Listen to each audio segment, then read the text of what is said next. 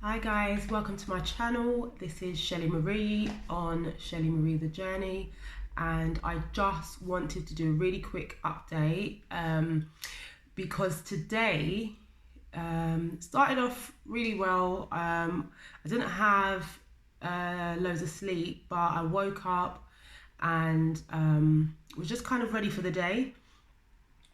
And there was a few things that were quite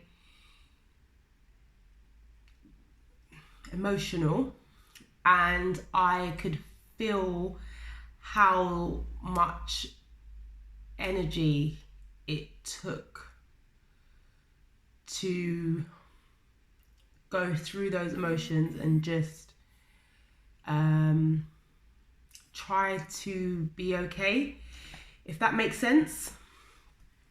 So I wasn't planning to do a video, and I definitely wasn't planning to do a video like this, but I think it's important to try to document at least things that could potentially be triggers for you. And I feel this may be one of mine potentially, because it put me into a place physically that I kind of then was like, I don't think I can physically get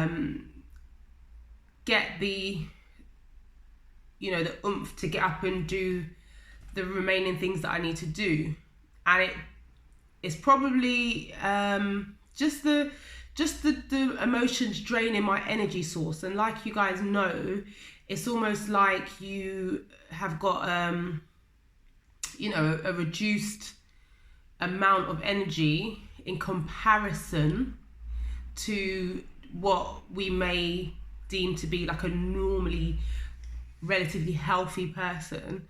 And so, and also what you guys need to remember is that they're still researching this, like it's still not fully understood.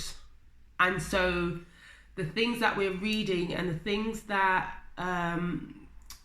we know to kind of be part and parcel of this is not definitive, and it's not an exhaustive list of symptoms and triggers. So it's important for us to take charge of our symptoms and our triggers and understand what things really kind of take away the energy source that we do have, and are potential triggers for us to have another episode. I feel okay at the moment, but I definitely feel like my energy levels just went right down from where they were this morning, and it is only about 6 o'clock. I got up after 9. I got up after 9. It's about 6. And to be fair, I haven't done much. I've been on the phone. I've had a few phone calls. I've had to make a few phone calls. I haven't been physically active. So really, the amount of energy that I woke up with, had those emotional events not happened, I just feel like I would have still felt quite buzzy and quite ready to go and quite raring. And I think people always see emotional things as a psychological or mental thing, an internal thing, but actually need to really understand that physically we get impacted also. And so for me, I wasn't going to come on here. I really just weren't. I think you could tell by my eyes are a bit red. I've just been really kind of like, woo. But I thought, no, do you know what? Because this is something that it probably isn't even discussed much or talked about much, or I don't feel that when I got diagnosed, it was necessarily something that was discussed as potential triggers. I got referred to a number of professionals, and the main one that I remember was the nutritionist, and that was probably because I am a foodie. I'm a professed, I don't know what the word is right this minute, but I'm sure you understand what I meant to say. I am a foodie, I am craven, and I've always said it how it is. It just is what it is. So that's the professional that I remember having sessions with the most, and very vividly, probably because it was like, maybe you want to think about reducing that, and maybe you want to think about eliminating that. And in my head, I'm thinking like, no, do I really have to? You know, like, not to say I didn't implement it, but in my head, I was questioning a lot of what was being said, a lot, you know, yeah. So I remember that professional. But a lot of the other professionals, I remember being referred to numerous people, but I don't remember all the departments those professionals were from. And actually, what I may do is ask for like a GP summary or some kind of a summary from the doctor, so I can see what professionals they had referred me to, because I don't remember anyone specific profession other than the nutritionist. And several years later, I remember being referred to a nutritionist again, and yeah, I remember that. But I want to do some videos specifically on food, and because I think for me that's like a big massive part of my life, and I've had to make a lot of changes and a lot of transitions and trying a lot of things and trying to eliminate some things, and I've really been on a journey with regards to food in the last 12 years, but definitely the last 10, and that was the second time I think I saw the nutritionist. That from then till now, which is about 10 years, I've had a really kind of ever-changing journey with food. So I definitely want to talk about that separately, and I will make some videos about food and things that I think help me or hinder me in regards to my chronic fatigue and my overall health and well-being. But today I just wanted to talk. I talk because I just had today. I don't think these things will last, and so it's things that I need to work through. One was a bereavement. I don't want to speak vague and then people start thinking, you know, all these weird things and, you know, questioning like, what's happening, what's going on, like it's something really dramatic. Losing someone is extremely dramatic. However, we all experience it. So when I say, you know, not dramatic, I mean in that sense that it's not some, you know, random whatever. It's a bereavement which everybody will experience at some point in their life. So so that's basically, you know, that part. And then there was a second kind of episode. I was watching something on TV, but it's something very, very close to my heart and something that has really impacted me in the last couple of years. So it just brought up some emotions. So basically that's basically what it is. It's not, I don't want people to be watching this and thinking, oh my God, what happened? What's going on? This, that and the other. Like, that is what it was. And I just needed to take a moment to just say to people, like, try to really recognize your triggers, because some things can prevent, I hope, an episode, or prevent it being as severe as it may be, because I feel like we have to do some of this research through our own experiences and start piecing things together, because they don't know. And there's so many times I've spoken to my GP or been to my GP, and a lot of the things that they're suggesting is all trial and error. It's not, you know, and it's not that I want any prescription medication. I don't want them to say, here's a tablet, this is going to fix everything. I don't want to take any prescription medication. I would rather have things that are natural. But there's no definitive, you need to do this and you will get better. you need to do X, Y, Z, you will get better. We don't have that. So we have to try and figure it out ourselves. And so I thought, do you know what? It's really important to just give some feedback about how I feel today and how I think it's impacted me. And I literally am sat here and I'm kind of thinking to myself, I've got somewhere to be right now. I actually don't know if I have enough to just get me out of the house and into the car and get me to the destination. Like, I literally am trying to pull myself back together, which is like night and day from where I was this morning. Like, it's crazy how much energy just been zapped out of me through going through this emotional instances. So if you can, one of the things that the nutritionist recommended, which I will talk about in another video, was journaling.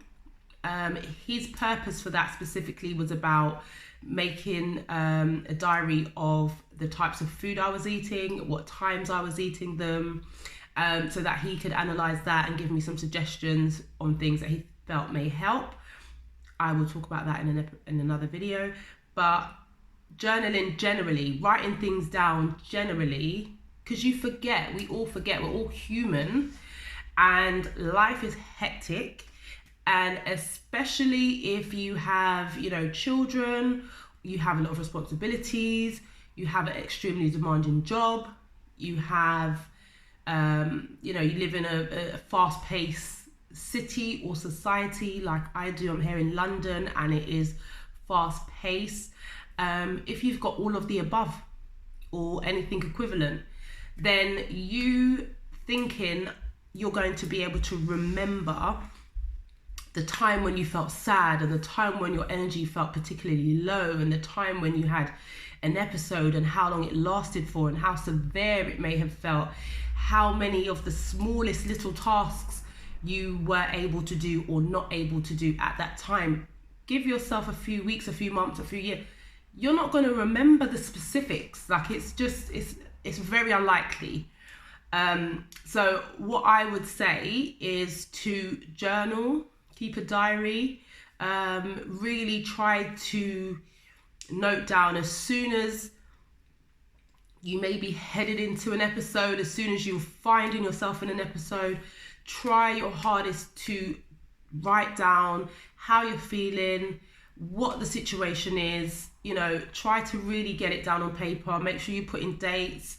If you can, be as specific as putting down the time of day, but definitely put dates down and see how long, it took you to come out of an episode, what triggered an episode. For me, a lot of the time, if I get an infection, if I'm on antibiotics, if I have a virus, anything like that, it usually just wipes me out.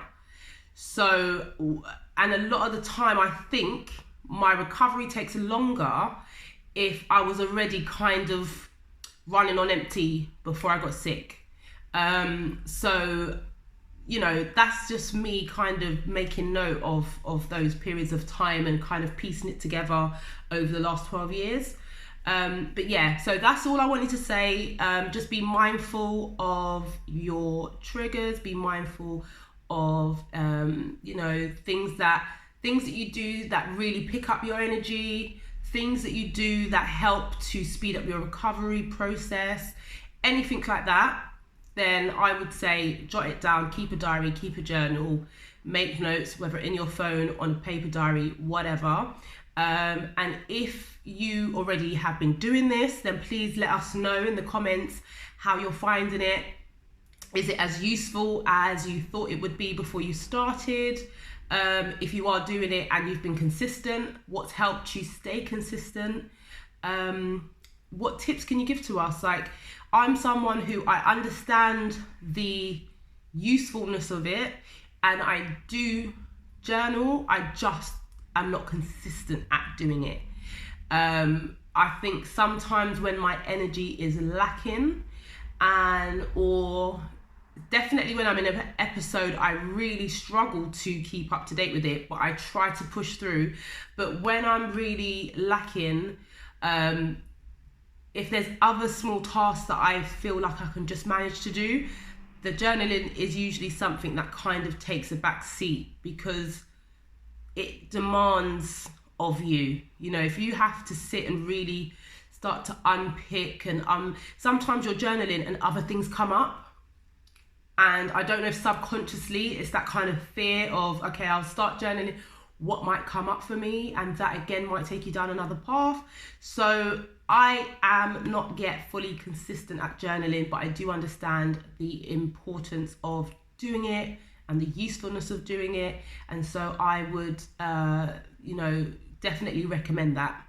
You know, I'm not gonna, people come on here and you might think, oh my God, what are they gonna say? Are they gonna, recommend some wacky kind of new age technology type solution and treatments and whatever? Maybe down the line, I don't know. But right now, I'm working with what I have to hand, what things I've used, what things I found useful. Some of them are things that you may use to address other things, like the journaling. You may use that as a therapeutic output. So you might not think about it in terms of your chronic fatigue and helping to journal in that sense. It may be, you might have gone through trauma and you use journaling to deal with your trauma. And actually just having that little switch of like, okay, I do this anyway, but when I'm thinking about it in terms of my chronic fatigue, I'm just going to be a bit more conscious and mindful to document specific to that. So yeah, so that's what I wanted to say today. I am going to try and get myself together, and I will do another video. I definitely want to talk about my food journey, and there's a few other treatments that I've had, natural things that I will talk about, but I definitely want to talk about food. So that may well be the next video. And I will talk about pacing. That's my other thing. But anyway, I will do another video and I will keep you informed. And if you have any questions, please leave it in the comments below. Any suggestions, tips, advice, please leave it in the comments below. And I will see you in the next video.